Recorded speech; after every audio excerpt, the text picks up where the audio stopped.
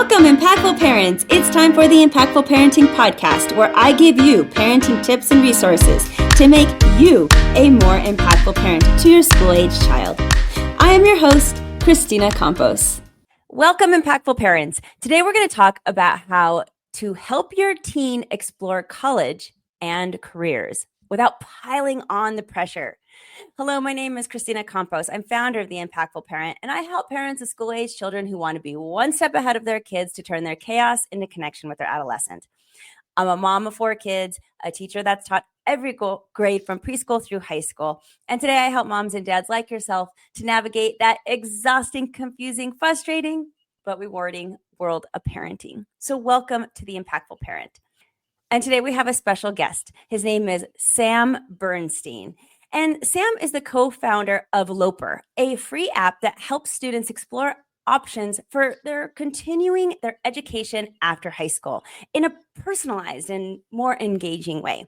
And Sam's mission is to give students the tools and confidence to make informed decisions about their future without the pressure having so much on them or the prestige of outdated planning methods. His work at Loper has already helped over 200,000 students toward educational and career paths that match their interests and their goals. So I'm happy to have Sam on the Impactful Parent stage today to talk about preparing our kids for after graduation. Welcome to the stage, Sam.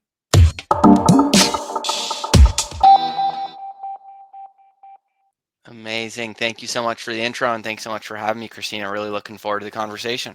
I'm excited to talk about this too, as I have a freshman in high school along with my other 3 children, but I have a freshman in high school, and I know that it's been, I don't want to say it's a battle because he's a pretty driven kid, but it's definitely been something on top of our mind, and I have so many questions for you. But let's start with, when should parents start talking to their children about college and career exploration?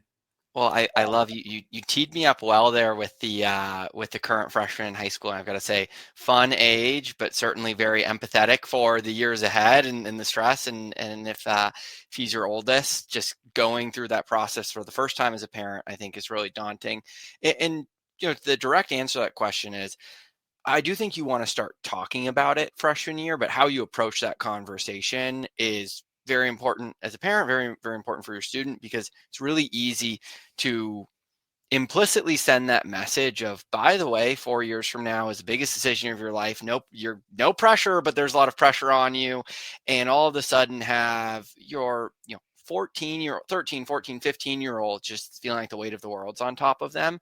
And so I do think it's important to start that conversation when they enter high school, but I don't think the conversation is starting with, okay, here are all the things you need to do, and here's a playbook, and here's what it is. I think it's, hey, by the way, there's this really exciting and awesome goal that you're working towards, and really just take care of business right now. Focus on your grades, make friends, get involved, follow what you're interested in. But we're going to want to make sure that we have touch points because there is this goal and milestone that we're working towards. I don't think that conversation really needs to accelerate until kind of this time. If you're a sophomore parent right now, the summer between sophomore and junior year is where I think I'd start to get more intentional.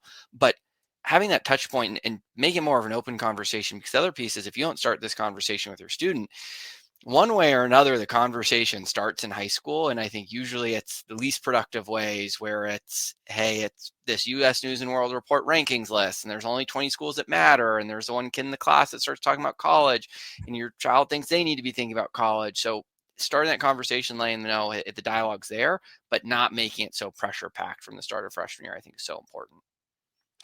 I feel like I started this conversation with my kids about their 8th grade year. And then as me personally, as a parent, and then I didn't have any pressure on them. It was just kind of like planting seeds and doing some things that I thought would be necessary for their future. For example, community service. I figured, no matter what they need, either high school needs it or it's a good person thing to do anyway. And they might want to start building community service hours for, college admissions and to look good on a resume and blah, blah, blah, blah, right? So I kind of start it in the middle school years, say, hey, this is a conversation about what we're having for later. It seems so far away to a middle school kid. And so you can't talk seriously really about it. And no, and I like the framing that you have there on like if you make it just about college when you start that conversation with your middle schooler, it's way over their head. Then they're feeling stressed, they're confused. And I think sometimes you get I almost want to call it scare tactics here that come from, by the way, starting age 5, whatever your kid's in, it's going to paint this mosaic and this picture of them for admissions. We can definitely get into kind of dispelling some of those myths later, but getting them involved and trying to figure out their own passions, because for your middle school, with your middle schooler, they may love what they get involved with in community service, and whether that's relevant for college or not, that's important. And I think sometimes people lose sight of your college application, and the admissions process should be a reflection of your involvements, your passions, who you are as a person. And that can happen organically with or without the context of college. And I would argue is really productive and positive aspect of parenting, kind of bringing out the best in your child and pushing those pieces out. And they should just naturally fit in many ways to the I college planning love side. that so much. Everything you're saying there, I just love that so much. And I want to warn parents too. The reason I love this conversation that we're having is there are different kinds of kids that are going to receive this actually, all the conversations you have about their future in different ways. You could have a child that's going to be just like so receptive and like obviously really excited for their future. You're going to have other kids that, of course, reject it. But the one kid I want to point out that a lot of parents don't realize that they might have is this kid really excited for their future, but they take mom and dad's suggestions as criticism. So it's like this, it's really important to come at this conversation in such a way that you as a parent, we don't think that we're criticizing our kids. We're just saying, hey, you need to do this and you need to do that. But what a teenager's brain thinks is, I'm lacking in those areas. Everything that they just said, I'm lacking in that area now. And I need to somehow fix it, or I have a deficit of somehow. So, and I just want to make parents aware as we're talking about all these great ways to start this conversation. If you have that sensitive kid, just to be top of mind that, yeah, this is actually really important, and how you navigate it is going to be really, really important for us to do as parents. Yeah, absolutely. And the piece, not to, flip this and jump to the back end of the process, but I think sometimes a question that illustrates what you just brought up is that question of, how are college applications going? I think for so many students, they hear from a parent, how are college applications going? And it's, I should be doing something. And it's nothing that you said. And I think it's sometimes difficult for adults to move themselves back and put them in a teenager's brain, even if you're a parent of a teenager.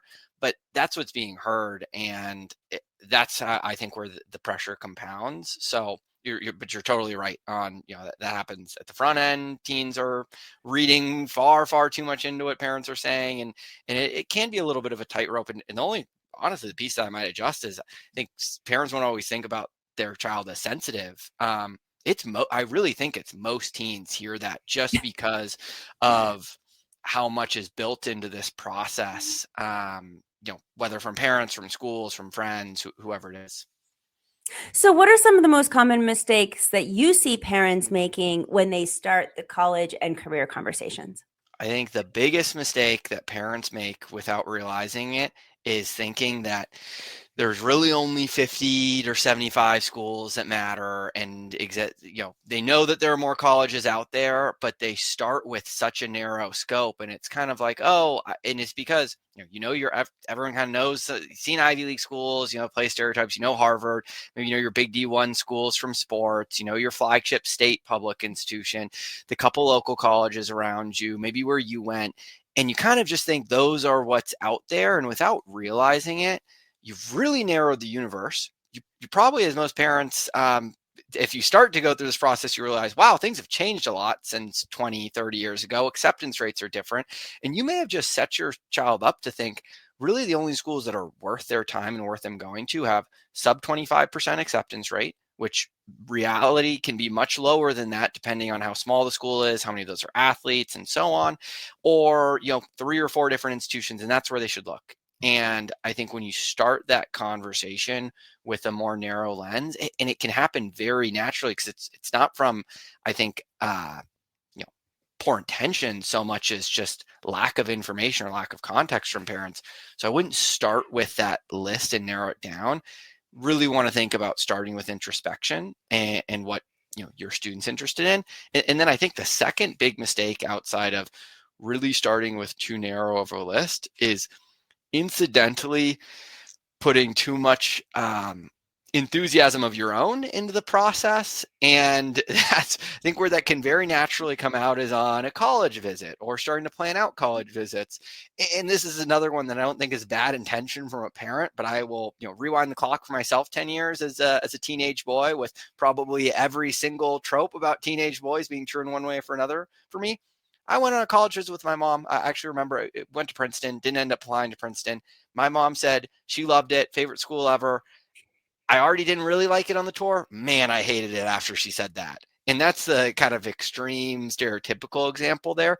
But I would just be cautious about too quickly or too heavily, because it's an exciting time for parents too, but getting too out in front of your opinions in the process, just because that can end up totally coloring to kind of the sensitive piece that we talked about before, totally coloring your teen's opinions. And I see so often where then that causes tension, because sometimes the parent's actually right. Like, wow, this is a great school and you're excited and you showed it. And now all of a sudden you got to spend 12 months fighting with your child just because they don't want to do what mom or dad says and they want to make the decision themselves. And, as a parent, you weren't trying to make the decision. You're just trying to help. So I think that's one, is the narrowing too much. And then two is incidentally almost getting your opinion too far out in front of the process. Oh, I can't agree with you more. And I think we have to remember, because we do get so excited as parents. I had two in college already. So actually they're getting ready to graduate. But during that process, it's really exciting. And I think we can get ahead of ourselves so easily.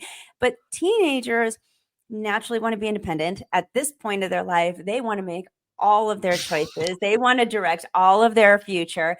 And if we stand in the way of that, even if we're like, we know that this is the best school for them, they will either rebel against it, or if something happens at that school in the next 4 years, guess whose fault it is? Because now we were the parent who encouraged them to go there. And so now it's our fault somehow.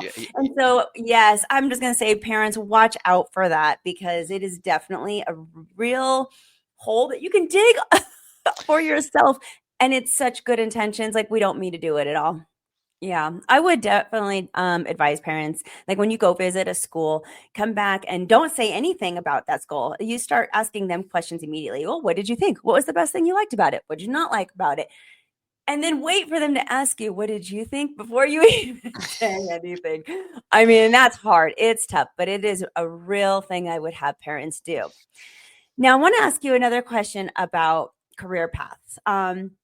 Because how can parents expose kids to different options of career path out there that is not the norm? And what I mean by the norm is that from the time that our kids are really little, we encourage them to do the same 15 professions that we obviously see over and over and over again. And for whatever reason, we don't see anything else beyond that. And what I mean by it's either the family business is somehow, okay, so whatever your mom and dad do, but then it's doctor, lawyer, teacher. It's like, it's the same professions over and over and over again. And there is so much more out there besides being a doctor, lawyer, or a teacher. Yeah. So how do we get out of the little tiny square box of regular professions and get our kids to see way beyond that, when even as adults, sometimes it's hard for us to do that? It is. No, it's a good point. And, it's funny you mentioned, you have kids that are getting ready to graduate college, because I think you fall into that same trap again as a college student, where you look around and it's like, all my friends, and it happens a lot at schools, all my friends are recruiting into the same job and I don't really know what it is. I'm going to do it. So it almost happens at multiple stages in life. And this is one where, first I'd say, I don't think there's going to be a silver bullet that's going to work for everyone here. I think, as I think about Loper and our product, over time, we really want to continue to do better, not just with sort of college exposure and college discovery, but exposing to more careers as well and career paths, and helping students in the stress-free way see, oh, there's a lot out there. And maybe there's something that does interest me and I want to dive a little bit deeper on it.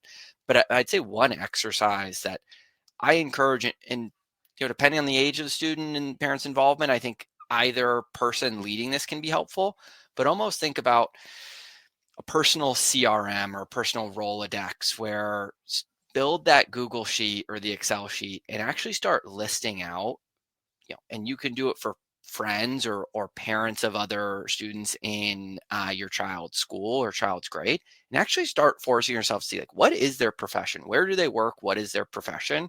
And I think what will surprise you is that all of a sudden it might be, oh, I don't actually know exactly what this parent does if they aren't a teacher or a lawyer or a doctor. But it gives an opportunity for your kid to lead that conversation, especially if it's a parent of a friend, and actually just have a 5-minute conversation. Where do you work? What do you do? And the more of those conversations, because I think what's fun about this is you want to have, before you turn to Google or you turn to ChatGPT or whatever you're using to, I'd say, ideate and brainstorm and see more of what's out there. I think it's fun when there's something that's like, oh, this actually sounds interesting to me. And it might take 5 or 6 of those conversations, because when you have something that sounds interesting, it's a lot easier to start finding comparable jobs. It's almost like a spider web out there. And that's why I think it's really tough to just show a student a list of occupations and careers out there, because it just means nothing. And it's like hard to hook yourself to anything. And then you fall back on those same 15. So I really would, and this is one that's actually, I think, a good exercise almost at any point in high school, is just to have that little, hey, go try it in the next couple weeks, the next month, have 5 to 10 conversations and see where they go. Make them 3 minutes. And if your child doesn't know how to approach it, which is totally reasonable, do the little mock conversation with yourself of, hey, pretend that I'm your friend's parent, or what are the questions you want to ask? And I really only think it needs to be 3 or 4 questions, because you just want them to hook to something where they then have, oh, this sounded really interesting for this reason. Let me go see what else out there might be similar, or if I have this interest, might be relevant for me. I'm doing this. I am totally doing this. And it's so simple. And I don't know why I didn't think about it myself. So for my high schooler that I currently have, super smart, great kid, really excited about college, but he's falling into the traditional 15. And I was trying to figure out, how am I going to do this? That's why I'm asking even the question for you today. And I'm so going to do that because it's so simple. I think I'll make it a game. I'm going to say, we're the next month, or maybe throughout the summer, everyone we meet or see, we're going to ask them, what do you do? What is your favorite thing about your job? And what's the worst thing about your job? And would you recommend your job? And I think just in general, if you ask everybody in your family at whatever the next holiday is, the random people at the grocery stores, whatever, not only are we going to be building that Rolodex of just your brain exploding from all the different kinds of professions that people have out there, but I also think that this is going to give some really good public speaking, entrepreneur, networking skills that my teenager needs anyway right now. And in the beginning, I'll probably have to do a lot of hand holding as I'm trying to explain this. This is exactly how, as a parent, I would do this. And I want parents to hopefully follow suit too. Yes, I'm going to be hand holding in the beginning. Yes, I'm probably going to be the one going up to the person and saying, hey, we're kind of exploring different people or different professions right now. Can you tell me, what is it that you do? And I might have to do the first 5 on my own with my child just standing there quiet right next to me until he's comfortable talking to strangers and asking these questions. But after the first 5, I think I can get him to start doing stuff on his own. He's going to see that I didn't explode when the stranger talked to me. And I think that's it. We have to role model what we want for our kids a lot of times, and role model it more than once in a very scary, intimidating situation, like talking to a stranger. Yeah. And I think that's okay, parents. I think that's definitely okay. Now, do you want to do it more than 10 times? Maybe not. But 5 is really okay. It doesn't have to be 1. Doesn't have to be 2. 5 is fine. Show them what you want them Yeah. to do. And then after 5, hopefully he'll have the confidence to do it on his own. So I think being able, those early conversations, but also being able to have access to the list. And, if you're tracking a Google Sheet, I don't think it has to be anything crazy, because you may go look back, and if your child's added a few in there, it might spark something in your head of like, oh yeah, this, I know blank who does this. And you said it's really interesting. And I really think the ability to ask questions and just get excited about something is really all that a student needs to be thinking about in terms of career at this stage. I want to get into high school and what we should be doing at each grade level. So we talked a little bit about if you're a freshman or you're a sophomore, what should we be doing right now as a parent without taking over, because we want them to stay in control. They want to have a lot of say in their life. And if we as parents overshadow this, we're going to get the pushback. So, but what are we doing? What are we trying to push them to get done freshman and sophomore year? Yeah. One thing I will just say is a book came to mind that I really like here. It's written by Jack Steinberg and Eric Furta, called A College Conversation. It's a little parent's companion guide for the college process. I think they have a lot of very good hands-on exercises. So just bringing that one up as it came to mind with your 9th and 10th graders. But in terms of what should they be doing? 9th grade, grades. Turns out actually all you should really be worried about is school more than anything else. I'd say in terms of that resume and activity beyond that, I would worry less about, hey, is my child building up to become the expert or the very best at one thing? Look, some people are going to have kids who are really involved in sports, and it's great. Keep them going in sports. I wouldn't give up those other activities for the sake of grades, but first and foremost, you want to be taking care of business and adjusting to high school. And I'd really say just encourage them. And it comes back to the last question on try things out. Give it the 3 or 4 tries here. You don't have to commit to it to high school. Just because you start something freshman year doesn't mean that college expects you to do it all 4 years. Guess what? They're probably not going to hear about it if you quit after freshman year. So don't even worry about it. And hey, you don't have to find what you were involved in senior year doesn't have to start freshman year. It can start sophomore, even junior year as well. So yeah, I wouldn't worry too much about, hey, it has to be, you're in it for all 4 years here in terms of activity, but just get them involved, because I do think that sometimes people will take that grade advice overboard and say, okay, it's just about getting all straight A's and being top of my class there. Unfortunately, I don't think that is always, especially in the highly selective admissions world, what schools are looking for. And I think it's really as you transition to sophomore grade that you want to start having the conversation, because now ideally they've adjusted to high school. They've got their friend group. They've gotten over, like, don't lose sight of that big transition that's happening and going to middle school to high school. Like, that's just a lot of change. So I don't think you want to layer on that change, college, and get more change messaging to them. I think as you get to sophomore year, that's where it's starting to plan of, okay, now hopefully you've built that structure where you're focused on grades, where grades still the number one most important thing. Take care of business, study, check all of those boxes. And I think colleges will have a lot more leniency on freshman year grades as long as you're showing improvement. Sophomore year is, I think, where you really want to show that you've hit your own cadence and you're preparing yourself well. But as I think about over the course of sophomore year, it's starting to build up to what's probably going to culminate in maybe not the first serious conversation about college, but one of the first very intentional ones around, okay, what do the next 18 months look like? Because by the end of sophomore year, that's what we're talking about, is 18 months until college applications. And I don't think you need to have by the end of sophomore year, hey, here's our month by month playbook. But being able to get out in front so you're not on the back foot the next couple of years is really important. So it's almost freshman year to recap what may have been a little bit of rambling from me there. Freshman year, focus on grades, think about involvement, just encourage exploration. Sophomore year, thinking about really starting to refine and hopefully building up towards consistency over the next 2 to 3 years. And I think that can also help too approaching freshman year, where it's, hey, by the way, explore, do whatever you want. Next year, when we get to sophomore year, that's where we're not thinking about, hey, join for 3 or 4 meetings, join for 2 or 3 years and having a little bit more follow through and commitment. Yeah. I hear you saying that in freshman year, we're getting them settled in, motivated to be good students in high school. Basically, transitioning them so that they're successful.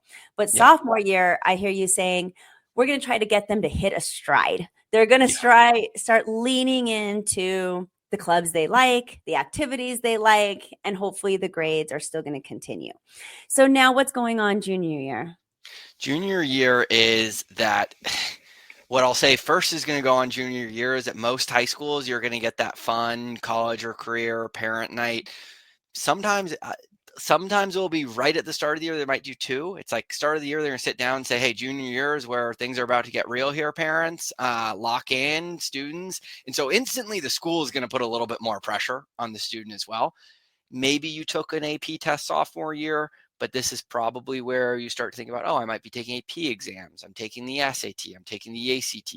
These real tangible milestones start to happen. And you're also going to see seniors who maybe as a sophomore, you might have friends who are seniors, maybe you're playing sports teams, older siblings. But junior year, you're going to see seniors who are going through this process. And I think you get a lot of juniors start being like, oh my gosh, this is the worst thing ever.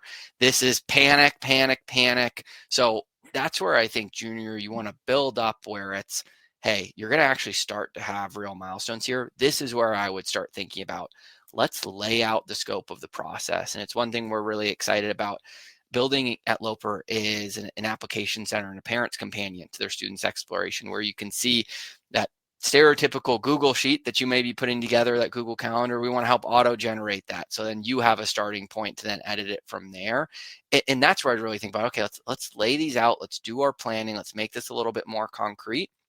Maybe you went on some college visits between sophomore and junior year, stereotypical time, junior spring break, Easter break, whatever you have. That's classic college visit time. You want to start getting out in front of that. You want to be booking flights 2 weeks before. So I really think that having it doesn't have to be full 18 months, but at least kind of the next 6 months, have something where there's building blocks. I think when you visualize it as well, start to realize there's only so many check boxes there, and it really is one thing a month, 1 or 2 things a month until you get to fall of senior year. And that I think can sometimes de-stress this, because now it doesn't feel like this 18-month process that is pressure packed throughout. It's just like, okay, check the box, keep hitting the milestones. That stride that we hope you found sophomore year, you're just continuing to lean in. You don't need to sprint all 18 months. You can't sprint a marathon. Just take it step by step. Mm-hmm. And so junior year, we're going to be taking those AP tests. We're going to start really going down that checklist of what do we need to get done. And then where do we actually, we also want to visit schools. I did want to say that because that one was important to my college kids too. Even the ones, I have one that went out of state and one that stayed local. But we went all over, And one thing I'd even encourage for parents is, especially if you start looking, you're like, wait, my kid wants to visit 8 different states, all these schools. What are we doing here? Have them visit 1 or 2 colleges that are closer to you, even if they say they don't want to apply. Mm-hmm. Just get on a college campus, see what it's like, because you may really quickly realize, wait, I don't like these 2 or 3 things at all. And go back and look at those 8 different schools you thought you were visiting and be able to knock a few off right away. So I always encourage that. I think it's one of the things that people overlook the most in the process. Just go to your local school, even if it's half an hour on campus. Go when students are in session. Just check it out, because it's going to inform other places, even if your kid has no interest in that specific school. And then when does the application process happen? Yeah. So, the Common App, which for any parents that don't know, most schools you can apply to through the Common App. You'll have different state-specific application portals, like the UC system is a big one that has their own portal. But the Common App opens, I might miss this, August 1st, I believe. I know it opens over the summer. It could be July 1st, which is funny that I don't have the state of their senior year. Yeah, so it's going to open over the summer. And what I'd really say is it's the month leading in, the final month of junior year is really where I'd start to think about application season starting, even if you're not hitting submit until December of your senior year. And that's because you need things like a counselor recommendation, which your counselor will give, but you need 2 teacher recommendations. I would ask junior year. I would spend time, because you can always, if you have a great teacher senior year and you want to change, you'll be okay. But I'd get out in front, especially if there are common teachers at your school. Lots of people like to ask for those teacher recommendations. Hopefully, as you end junior year, you have, it doesn't need to be a finalized college list, but a good idea of that college list. So you can start to see, what are all those essays that hopefully I am spending my summer before senior year getting in front of and starting to write right now. And that's where I see a lot of students senior year, even who were really prepared throughout the process, end up spinning their gears, where it's October and there are 6 more schools they want to add to their list. And, those have 14 essays associated with them. And then as I start to write these, I want to redo my other 10 essays. And it can just compound really, really quickly. It's nice to have that visualization out there. And it is another piece we're building out for parents, and so excited is that tracker, that personal plan, as we call it. Just being able to visualize the scope of work will help contextualize how much needs to get done over the summer.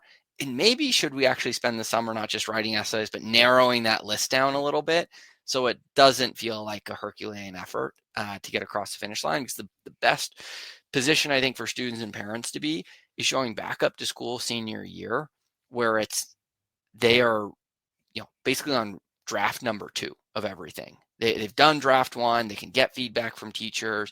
Maybe they hear something from friends. Maybe as they start to fill things out and reality hits them, they want to make some changes, but they're past stage 0. They're at least stage 1. They've gotten a first draft. So summer should be a lot of writing over the summer between senior year is what I think the most prepared applicants are doing. And that means, as parents, sometimes being good proofreaders, sometimes just being a very good cheerleader and encouraging there, because I know for myself as well, my mom is an excellent writer. She was nice enough to look at my college essays. Man, I did not like her feedback. And that was not any fault of her own. But don't be upset if your child doesn't necessarily want to take things. Rely on, hopefully, that teacher back at school, that counselor, whoever it is, being able to maybe get across some of the feedback that didn't land as well coming from you. It's really good advice, because that could be very turbulent and turn south so fast if you have a teenager that does not want to hear what mom and dad have to say, especially about something personal like writing. And yeah, it's personal. When they put in all that effort to write about themselves, it's a personal thing. And we don't think of it that way. We're like, it's just a college essay. It's personal to them. And any criticism, they have a hard time taking it. So I love that you're asking teachers and things for help, and to get them to actually do it. Because the last thing I know so many kids want to do between junior and senior year in the summertime is write essays. That sounds horrible. Kids don't want to do that. So I appreciate you being candid and honest about that's our goal, and that's what we need to get our kids to do. And that actually leads to my last question to you is resources. Let's talk about what we can do as parents to help us throughout this entire process. And more specifically, let's talk about your app and what it can do for us. So let's start there. What do you recommend that we do first as parents? Yes. So one of the first things as parents, and I actually can't believe that I just totally skated over this in the last to your last question on process, because I think in many ways this is much more parent driven than student driven, is finances. And one of the most important pieces, because when it comes time to apply for financial aid, you as a parent are going to have bank statements, tax documents, different pieces actually consolidated. Your financial inputs are going to be critical to the aid that your student receives. Just make sure that, 1, you are having that conversation proactively with your student, but 2, you have your ducks in the row there. And I think there are a lot of great resources. It does not need to, I think there's a huge lack of price transparency. That is one of the biggest issues with college today. The best thing that you can do as a parent is actually starting to explore different net price calculators that are out there. And the more accurate the more detailed financial information that you have prepared when you're using something like a net price calculator, the more accurate the outputs will be. So they're, even just going to a specific university website, going to their net price calculator, seeing what it looks like, that is, I think, one of the most valuable starting points. And I think the federal government will have their own net price calculator as well, where you can just start to get estimates around, okay, once I have what's called an SAI, you'll get that senior year, but at least an estimate, I can kind of get more reasonable pricing assumptions. So that's one resource I would say, but really process that is so critical. But yeah, to take a second to talk about Loper and specifically where parents fit in this process, and we're so excited really for this summer in 2025 is we've always had a free mobile app for students, really been student facing for the product. We have a personalized feed where students react to prompts.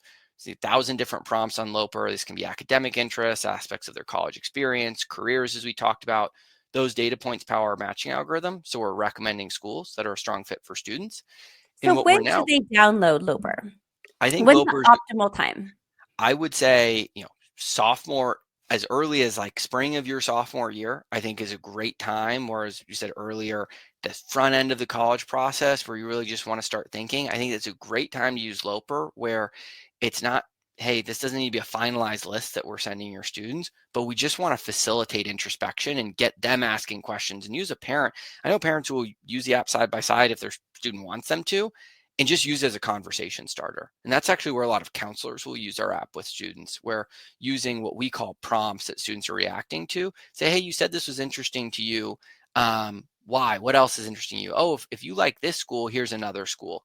So one piece that we're adding to the app, adding back to the app actually, is students can just text, email, through any messaging app, send you this auto-generated PDF that has all their interests, their initial school list, so you can view it.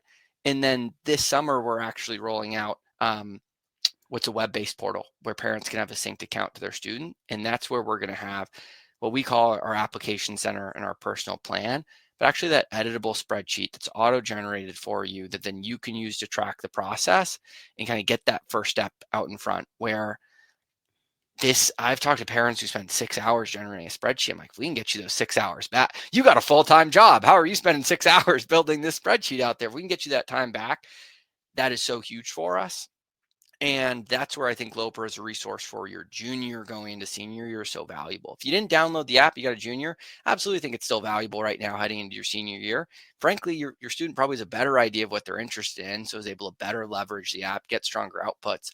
But then for that summer, having that spreadsheet that they can refer to, having resources. A lot of those guides that I mentioned on Instagram and TikTok, we're building our own version of those, trying to consolidate some of the best resources that we've seen so that there's just one simple place that you can go as a resource center. And over time, what we want to continue to grow is through that web portal, more, I'll call it learning content for educational content for parents here, where I surveyed a group of 25, North Jersey parents probably 6 months ago, and I think the average was a 3 out of 10 in terms of confidence in the college process. We want to help get parents to a 6 out of 10 or 7 out of 10 through that spreadsheet, through that learning content. We don't need to make you college experts. We just need to make you a little bit more confident in what can be one of the largest financial investments of your life. And that's something that why I really didn't want to overlook the finances there. And there's the scholarship side and everything that goes into it. But like, this is a huge financial investment. The more confident you are, the more that you feel there's transparency in the process, the better it will feel for you. And I think the better outcome for your student. And unfortunately, this is just not a process that gives you financial transparency unless you are proactive in seeking it. The whole process is very intimidating. It's so intimidating. And I hate to say it, but those FAFSA, those financial aid forms that you just touched on, oh my God, like I just the word, and I was like, yeah, and it's like doing your taxes. I mean, and taxes are bad. It's worse than doing your taxes. It's so. At least with your taxes, I mean, you could hire the turbo. There's things that can walk you through the process. It just sometimes feel like with FAFSA, there aren't those same good resources. And I actually think just looking at the documents that you need as a parent as early as junior year, spring of your child's junior year, go get the list. It's going to be the same documents next year when it opens for you. Get a list of the documents you need, start putting them into Google Drive folder, whatever it is, whatever you use to store files, just so that when it gets that time, it's like, okay, I've got them in one place, and that's like one less thing to stress out about. So even that I think can save you trouble, because the number of parents I know where it's, oh my gosh, it's last day before a deadline that it needs to get submitted if they're going to be eligible for an honors college at this school, and it's 11:30 p.m. and we're still trying to fill this out. Like, you do not want to be that parent. No, it takes way more time than you think it's going to take. And I'm throwing that out there to parents right now. If double the time that you think it's going to take, and that's how long it's going to take you to get through this college application process, it's a lot more. Oh, geez, it's comprehensive, and there's so many different components to it, and it's different than when we were going to college. And I can't stress that enough, because I feel like parents rely on that it's going to be like that. And then they get into this process, and then it's shocking that then they regret. And then there's like, oh my gosh, we should have started this sooner. Oh my gosh, we should have done this. Oh, they're asking for that. I didn't know we were going to need that. This is exactly why we're glad that you're listening to this right now and you're here talking to us. And it sounds like Loper is going to help us more specifically get our kids on the right trajectory of where they want to go to school, what they want to study.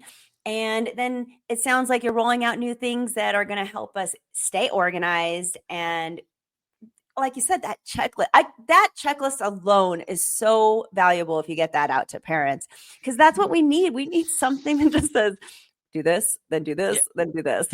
Yeah. And that's where, and it comes back to one of the pieces we talked about earlier, kind of on supporting your student versus leading in the process.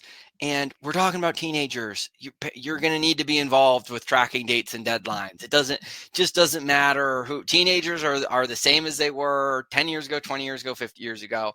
They haven't built up those muscles, those organizational muscles. And what we want to do is build better family alignment and reduce tension, where this is a student-driven piece. They're exploring on our mobile app. They're discovering schools. They get what we hope is that kind of like magic moment of finding something that really excites them, whether it's a school, whether it's a major, a job, just something about college that they didn't even know they could ask, letting them drive that conversation.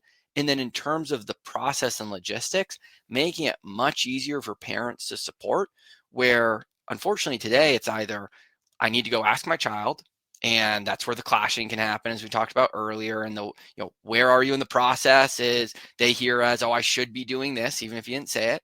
Or as a parent being like, do I really need to spend all of this time Googling and trying to put together the spreadsheet and figuring this out? And like, by the way, I just got off work and like, all I want to do is anything but college.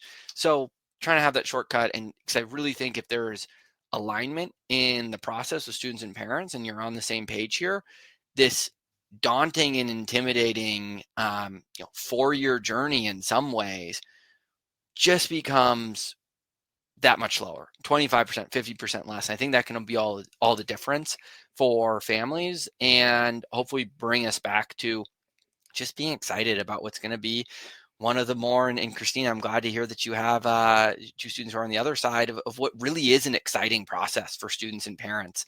And that transition to college is like, it's a symbolic entrance into adulthood, but I think it really is a special maturation time, and having it be more about the excitement than just about the what can be feel like overwhelming stress in the process is what we want to build towards. Well, I feel like Loper is going to be an amazing resource for parents, but will it truly be a resource for all of our students? Let's say we have a child that may not be university bound, and they have interests in other things that might be more vocational schools. How would Looper help with somebody like that? I love that you asked that question. I think one stat that always kind of jars me or grounds me, I think in many ways, only 45% of high school seniors go directly to a 4-year college. So let's put that in perspective. More than 50% of graduating seniors are not going straight to a 4-year college. It was always our vision with the platform of, we want to guide students to the right opportunity after high school, whether that's 4-year college, a 2-year college, vocational school, direct to workforce. And we're so excited in 2025, and where I'll caveat this and say, this is more limited. We're kind of rolling out in specific regions. Indiana is one. is one area where we're rolling this out. Any Indianapolis parents on here, you're going to see apprenticeship options. You're going to see some vocational schools for your student. But we're asking, as students explore within our prompt stack, one, when we onboard them, but then two, as they're exploring on the app, we're asking a lot of questions that can indicate, hey, you might be a good fit for a non-college pathway. And that can be in terms of, do you want to sit behind a desk all day? Which we'll ask in different ways, but that's a big sign that you might be interested in something else. Just exposing them to other career pathways, like what an HVAC technician is, what earnings looks like for those opportunities. How important are finances in your decision? Like, should you really be thinking about taking out tens, if not $100,000 plus in student debt? So asking those questions are all great indicators. Just degree flexibility and timing. Do you want to spend 4 years? Do you want to spend 6 months? Happier programs on the app as well. So we really want to be inclusive for every type of student out there and not just assume, yes, we are primarily a college search app today. Not every student's going straight to 4-year college. So incorporating those other options, I'd say keep an eye out over the next 12 months for parents across the country, because I think you're going to see a lot more of those opportunities continue to work their way on the app. And what we want to be at Loper is the trusted source where it's hard enough navigating colleges. When you start to talk about non-college vocational school options, it can feel like the Wild West when you're looking through them. We want to be a source of truth and trust for families where if you learn about a pathway or an opportunity on Loper, that's some type of rubber stamp that it's at least viable. There is an opportunity for the right student if they choose to go there. Because I think especially when you start to look out at college, everyone's kind of scratching their heads of like, is this good? Is this bad? What are my other options? And unfortunately, there's no easy way to search through that. That's wonderful to hear. And it sounds like the app is continuing to improve and grow. So, I would say it doesn't matter, download it now and let's grow with the app. It's really exciting. If people are resonating with it, where can we get Loper? All you need to do is go to either the App Store or the Google Play Store, depending on if you're an iOS or an Android user. Just search Loper, Loper. It will show up. If you want to find us on the internet, you can go to www.getloper.com. We've got resources on there as well. We'll have redirect links to download the app, and very soon you're going to see that web portal that I've mentioned in preview that, as we enter kind of mid-May and into the summer, that's going to be live. So we're so excited. And the app is free. So parents, you do not have any risk for go ahead and downloading. Go check it out right now. And if you haven't downloaded the Impactful Parent app, do it while you're there because 2 for 1. That's right. The Impactful Parent app is also free, and you can find these podcasts inside the app weekly. So go check both of those out. Go ahead and Sam, give me last words of what do you want parents to know so that they can go and download this amazing resource? What I want parents to know is if you spend 5, even 10 minutes on the app, you're going to have so much better starting point for all of those different areas that we talked about earlier, where felt like a common theme here was take the first step, have the conversation, try something 2 or 3 times. If you don't even know where to find that starting place, I really think there's no better way to start than Loper. And it really is just 5 or 10 minutes. And I think you're going to have taken that first half step or maybe even full step towards a lot of those pieces that we talked about here and realize, yes, it's a big process, but really the most important piece is just starting it. And that's where we want to help.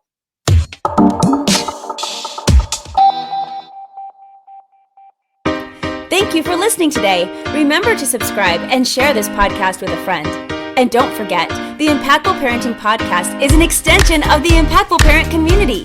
Go to the Impactful Parent website and download the free Impactful Parent app so you don't miss a parenting tip that can help you and your family. Thanks for listening today. So go to theimpactfulparent.com and see you next episode.